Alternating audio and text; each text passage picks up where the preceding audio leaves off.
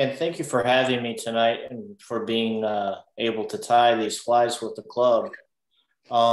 Just a plug for the club. I've been a member off and on since I don't know when. I can't remember how long it's been, so like the late 90s or something like that. But the amount of resources and the people that you meet through DRiFT is really extraordinary. So if you're watching this later on and you're wondering, what's on with these guys, you should try to start thinking about reaching out to us. Tonight we have two flies, so we're gonna jump on board a 747 or 777, whatever is your choice, and go over to England. While these flies did originate in England, I would think they would be very easily used here in any of our waters here in the United States. I know the first fly that I'm going to tie, the killer bug by Frank Sawyer, I have fished in Wisconsin with a great deal of success. And the other fly I've seen in a British fly tying magazine, but it looks like a really deadly pattern, something that will be great for the driftless, which is home water for most of us for trout. So let's get started. And I am going to try to see if this works. Gotta press the share button.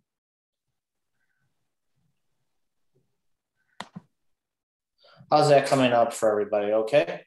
Coming up very good, Fred. All right. So tonight we're gonna tie the killer bug. Now I'm gonna warn you, the way I'm gonna tie it is not the way Mr. Sawyer did. I've kind of modified it a little bit. If you really want to learn how to tie it properly, I'd have you look at buy the DVD by Oliver Edwards, where he talks about chalk streams and sight fishing, and I'll try to hold that video up, that DVD up for you later. But he ties those flies the original way that Mr. Sawyer did. So mine's kind of a modified, make it even a little bit easier version of this fly.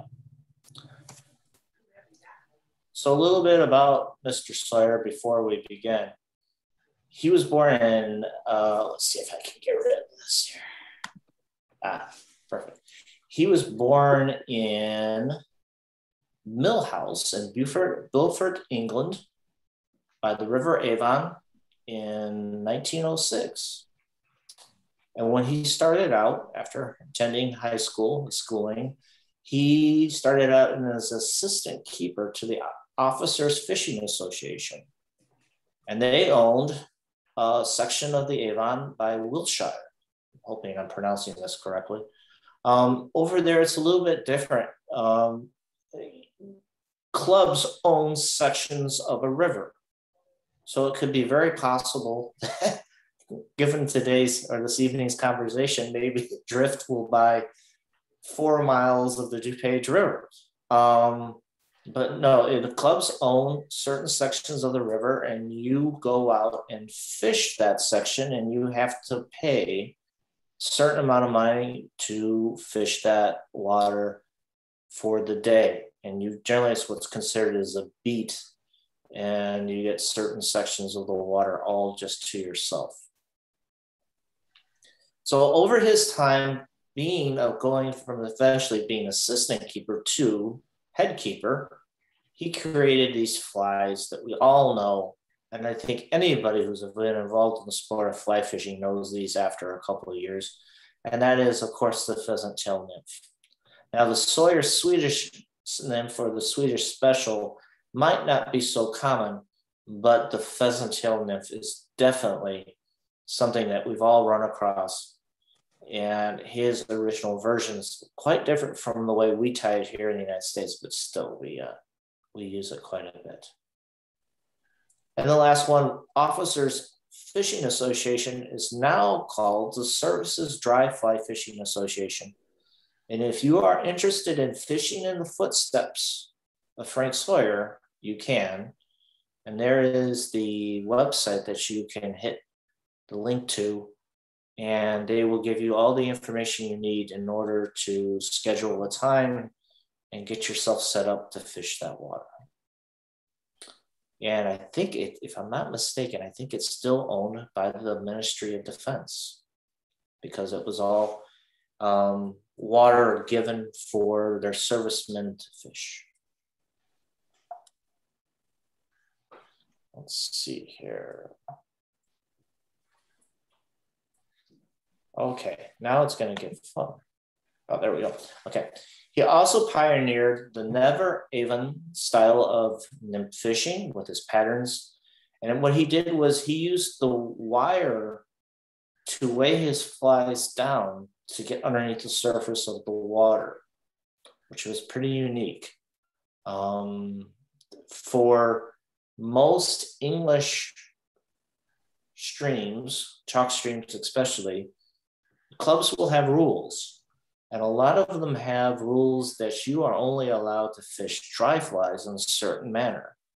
And his nether avon style, which was upstream nymphing, was kind of revolutionary in some ways.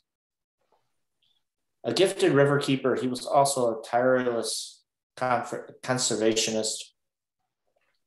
And one of his big things was when he became the head keeper, he realized that he had to restock the Avon and that it was having huge problems with silt and just overall stream pollution. So the wild trout that were in the river were being taken out too quickly.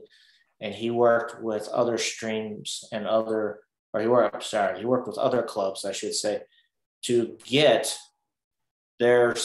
some of their trout and bring the eggs that had been fertilized and put into the reds on the Avon to try to bring back the trout. He was successful with that, but he found that after so many years, he had to do it all over again. He also worked on regenerating the chalk on the bottom of the river. So if you fish over there, those rivers, it's not freestone, it's not sand or silt, it's chalk. And there's certain vegetation, and it also allows for the macroinvertebrate or the insects to grow in and to breed in and flourish. And that's what he was trying to do. Is he set up this program where he would basically scoop out or dredge chalk from one stream and then bring it over to the Avon to be put in and try to improve the environment. This proved to be so successful that it was done on other rivers in England and even in France. So it was a good idea he had. He also wrote many books during his time as a keeper. And two of the more famous ones is Keeper of the Stream and Nymphs and Trout. And then in 1980, he passed away at his home in Beaufort. I don't think he moved around very much from what I mean, but he went to Sweden quite a bit. He loved to fish for salmon. But other than that, he was pretty much tied to his little section of the Avon. And as he passed away, he did become a member of the British Empire. That's what the MBE stands for. So he became extremely famous. And this is a picture of the Avon. And as you can see, very wild, beautifully, a beautiful river just to fish with these pools. And then, of course, riffles at the end. A little bit before we start tying, the Chadwick's 477. This is a very famous fly tying material. And I don't know how he found this exactly, but he was digging around looking for a material and he found this. And what was wonderful about this material is once you put it in the water, it has this kind of pink tinge to it. It's kind of hard to define the exact color of it, but it looks dead on like a shrimp, a freshwater shrimp. And then, of course, it also imitates certain caddises that can be found on the Avon. The company that made this product is no longer around, and now it can be worth pretty expensive just to even find a strand of it. So I guess if you go on Amazon or you look around and you try to find some of the stuff, you'll see what I'm talking about.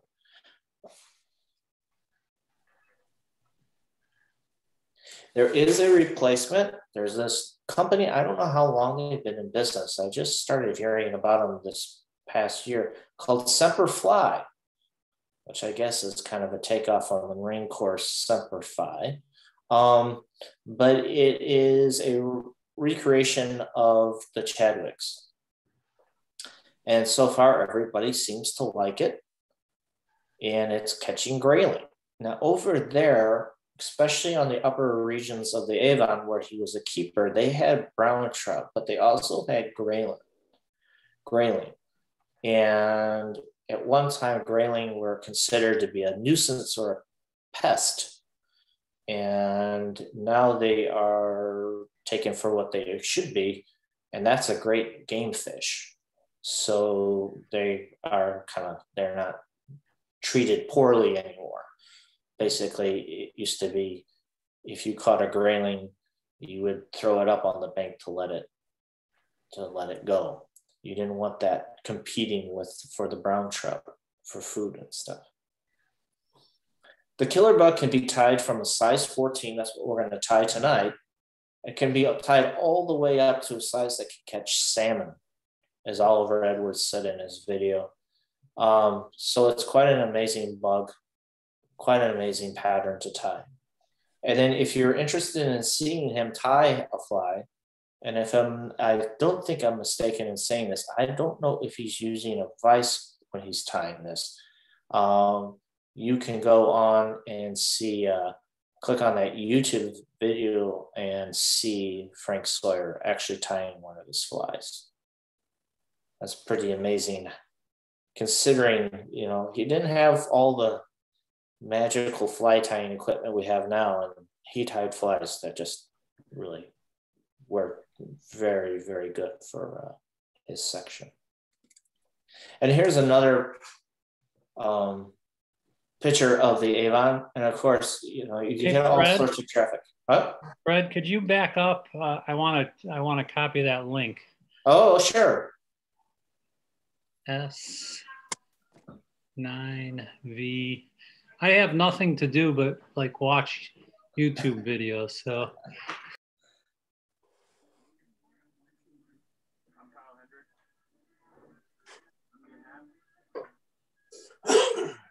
thanks.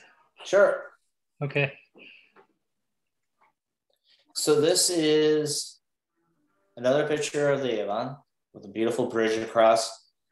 And I would imagine that if you got your beat ticket, you would walk along the section and then you would try to find some likely spots to fish. But I imagine this is probably a road bridge, so you could probably walk along it and stick your nose over the side and see what's swimming below. Closing thoughts on Frank Sawyer. Again, what I presented tonight was very, very brief. This is a fascinating man. I'm looking forward to reading his books. And basically, the river became a member of his family. And really incredible what he was able to do and to keep it going for the servicemen of the British Army to come and fish that stretch of river. Sawyer's contributions to the world of fly fishing and tying are of legend. Everybody knows the pheasant-tailed nymph, and he has easily achieved the status of Mr. Sukes. I'm going to mispronounce that, Sykes, who's also of And of course, like I alluded to earlier, there was a lot of ill-filling controversy about using nymphs or anything that was subsurface. It was not considered to be sporting.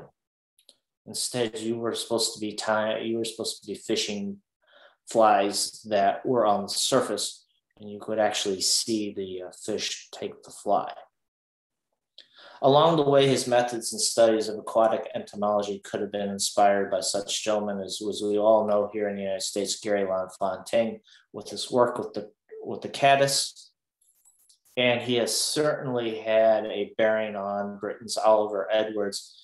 Again, if you watch the video, he will have only the most wonderful things to say about him. And he was lucky enough to actually meet him. Mr. Edwards was actually lucky enough to meet Mr. Sawyer and talk to him quite a bit about fly fishing. So you can imagine that might have been to be a fly on the wall. Here's my references.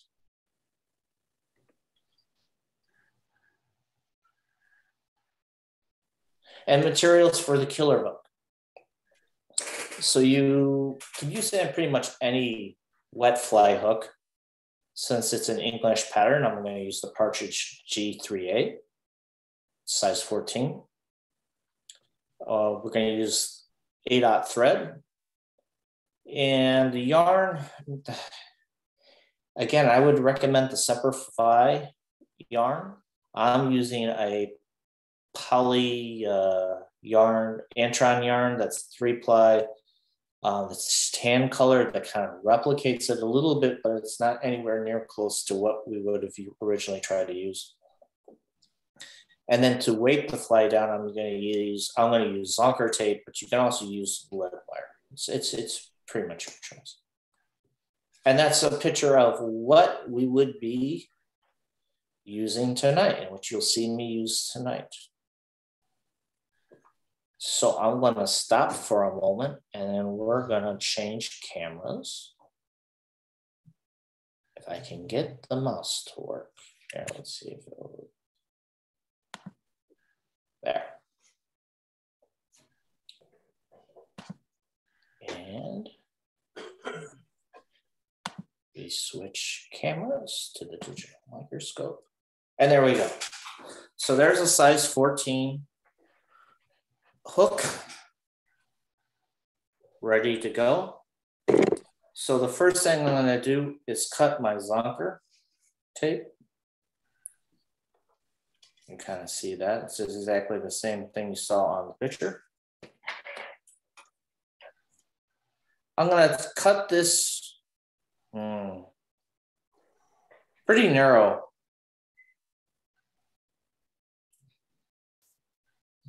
In Europe, they would say 1 millimeter or 2. So pretty narrow. Maybe, what is that? Maybe 4 inches in length. I don't know. So that's pretty much what you're done with. And then I'm gonna peel off the backing.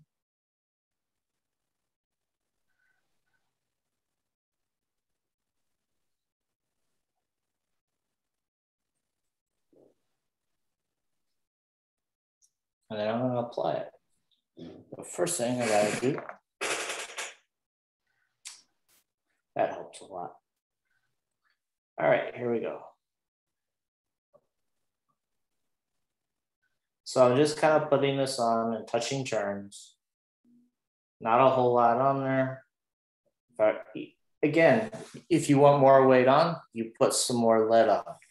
If you want it not to go so deep, less lead. And I think that should do it. And if it's not perfect, don't worry, because it's going to get covered up.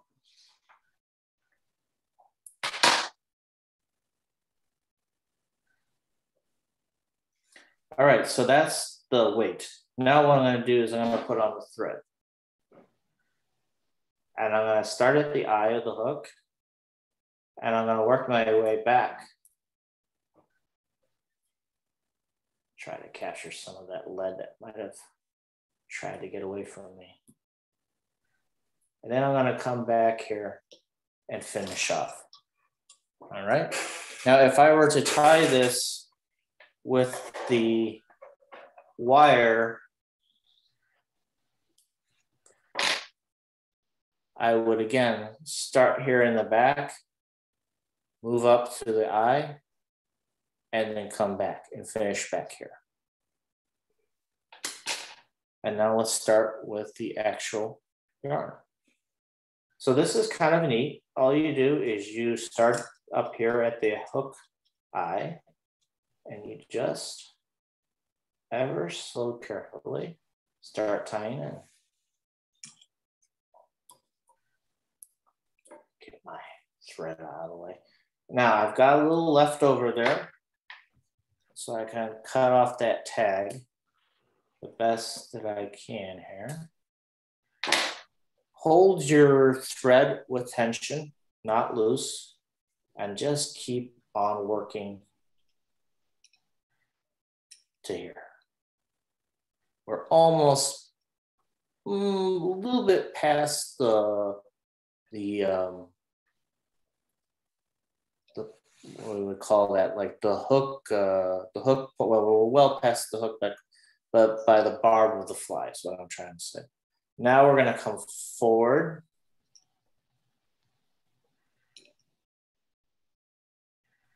And this is where I would end before I was watching the video. But Mr. Edwards says, no. Mr. Sawyer came out again.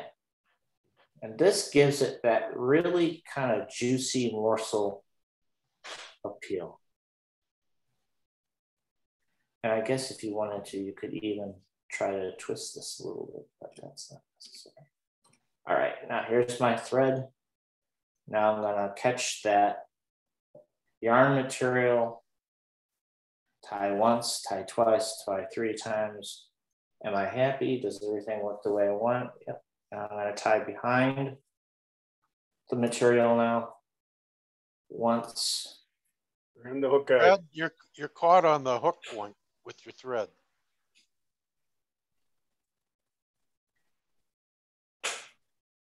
Really? Okay, I'll just cut that out. Okay. Just unwrap. But thanks for letting me know. Well, this camera is pretty good, huh? Then I cut off the material, what I don't need. I'll take my whip finishing tool here.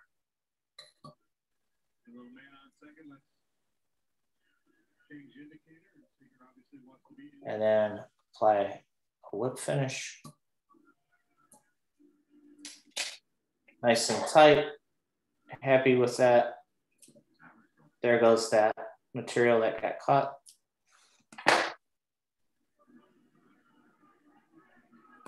And then just to make sure that you're really okay.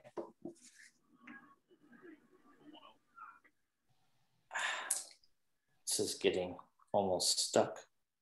Take a little hard as nails or whatever, and just put that on those wraps that you put in the back. If you do this with the original way that Mr. Sawyer tied it, you would actually have the wire catch down the material.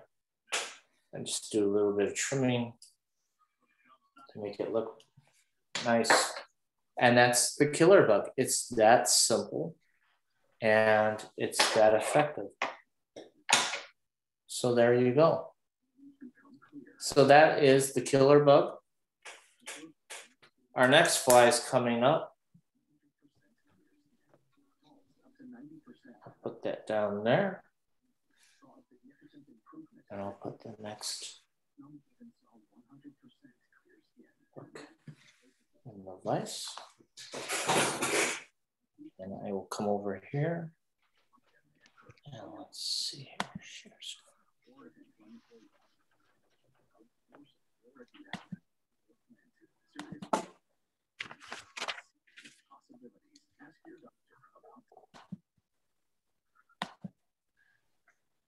Oh, come on.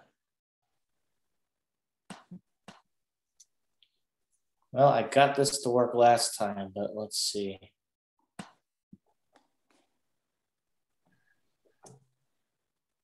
So I'm trying to get rid of one thing to get another thing to work.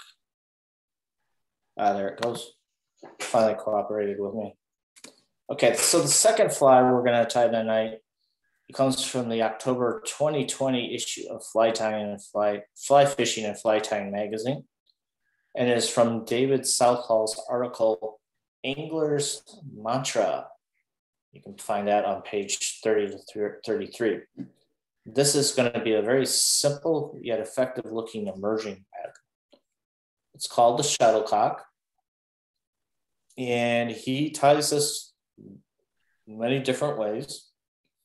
You can tie it with different types of thread, different types of thoraxes, everything you wanted to think of for whatever's fishing in your waters.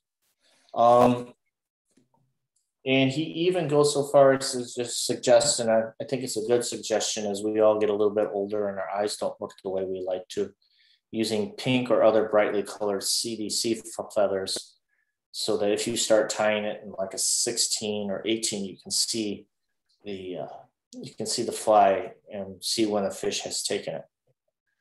The only word of caution I would add with this fly is to make sure that you watch the amount of UV epoxy that you use. When I first practiced this fly, I realized that less is more, and that if you're not careful, you'll get these globs of UV epoxy, and it does not look very natural. And you wind up basically either chucking it or reef tying the fly. So here is the materials. Again, British fly, British hook, partridge K4A size 14 grub. You can tie it down to size like 18 or 20 if you wish. The body is going to be the Danville 8/0. The thorax will be the Dunn hare's ears mask. And then your three CDC tips will be like the wing casing coming out, and that's what your indicator will be. I also use Coptic markers for the body, but you don't have to use those. And of course, the last thing to kind of make the body of the fly, those thread wraps, look a little bit more juicy is the epoxy. And there's a picture of what what we'll be using here shortly.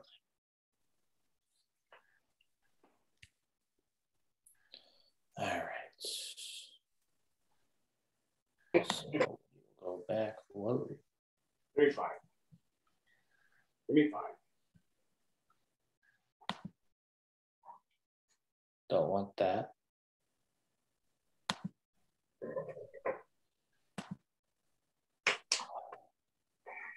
Still with you guys? Yep, still here, Fred. Okay. Just looks like your all your material is being sucked out.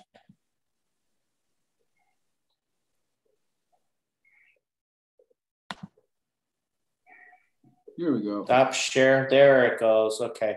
I'm still playing with the technology. So there we go. We're back.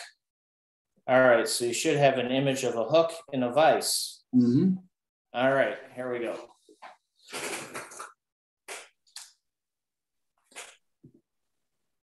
So the first part's easy enough because it's just taking your thread and you're going to start up here by the hook eye. Cut off your tag. And then what I like to do is I like to put in the CDC. And I'll tell you why. is you put this in, you're going to create a little, like a bump. And that is going to help you with, the creating the thorax. So it will kind of beef it up a little bit. So there's my three. I try to put all three of these little guys, very uncooperative CDC feathers, together here. So you get something that kind of looks like that. So it looks like a mess right now, but give it some time. I would say that the most important part right now is to make sure that all those tips are at the same length. Because when we get tied, come down once, twice, now I'm gonna pull through. And then if I want to, I'll pull up again. And then it's just a matter of measuring how you think you like it to look. And I like that. And I'm gonna come up here and take a couple of wraps, and then I'm gonna move it up a little bit. And I think that's just gonna be just fine. Okay? So a little bit of waste with this material. If you can find some other flies, which you can use the rest of the CDC for. You could probably use this again to make another one, but it would look a little strange. Trying to see if you can. So that's your waste. So now that I'm here, I'm gonna start tying that in real nice and tight. Make sure I'm happy with it. It's not going anywhere. And I'm gonna tie it up front. And there you go. Okay? You are. You're smiling. Let's see if I can bend that down a little bit. All right. Now the easy part. I'm gonna come back here. This time I'm just gonna drag this thread down. And I'm gonna create the body of the fly. And let's say I'm a little at the midpoint or a little bit past the midpoint with the hook. Are you ready for the fly? And then I'm gonna come up, touch by the thorax, come down one more time. Gotta be careful. So that's my fourth course of up and down. And now I'm ready for the thorax. You got your hare's air mask here. Again, I'm using a dubbing or a dun, excuse me. I'm about to dub, but I'm using a dun color. You can pretty much use whatever you want. Again, the school of thought is don't overdub. But I'm guilty. I generally tend to overdub my flies. A little spit.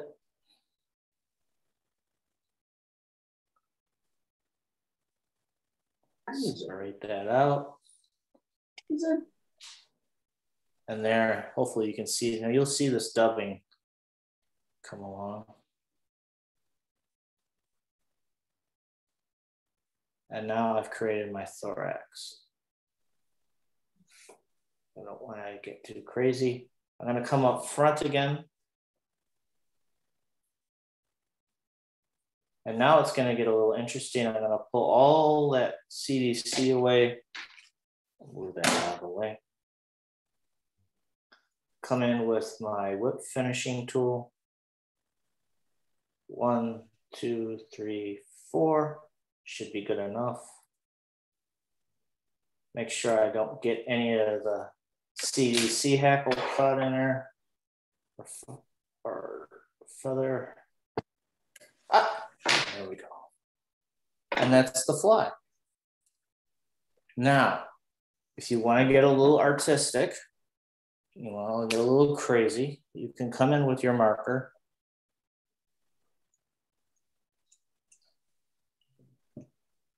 and just kind of hit that.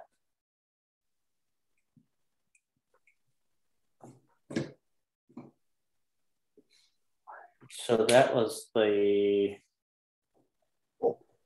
burnt sienna. Let's hold it right side up.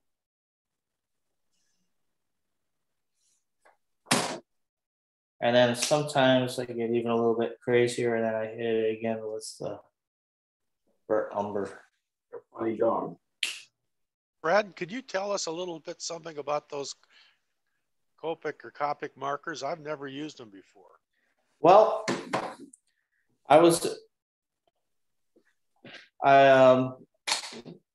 Dr. Arthur Major had them all the time, and he used them a lot for the Oliver Edwards flies that we used to tie at the flying field.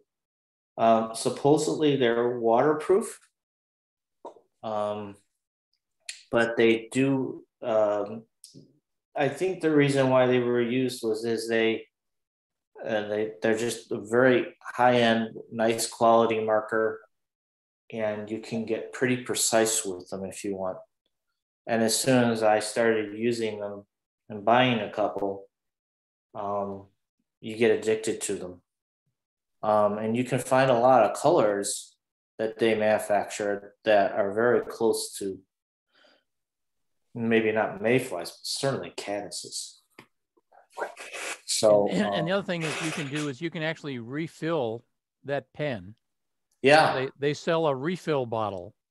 So once you buy the pen and the refill bottle, you've got color for quite a bit. Yeah, and they don't seem to run out. They hold color, and they just seem, they're not the cheapest markers in the world, but they're worth it. They're not, you're not playing around a lot with. And then our last step, and I really should be wearing a glove, but I'm not, is to very carefully just touch that with the epoxy. And then you get your magic light, and you let that work. I was like, oh my God, the first time I tied this fly and I hit a little bit too much epoxy on it. Even here, you can see that little, it ran down a little bit, but yeah, it's very easy to use too much epoxy. So that is the Shuttlecock. And again, I would be willing to try this. Let me see if I can clean that up a little bit.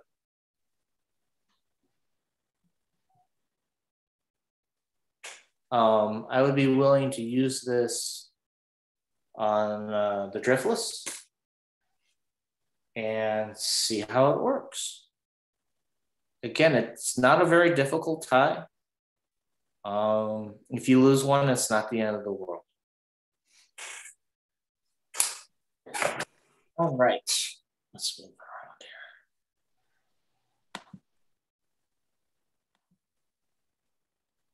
And then I have one more slide and then we're done. That flies almost like an emerger, Fred. Yep. Looks a lot like a smoke jumper. Let's see if I can get this thing. So those are the materials used. And that concludes our evening in England. I hope you enjoy these flies.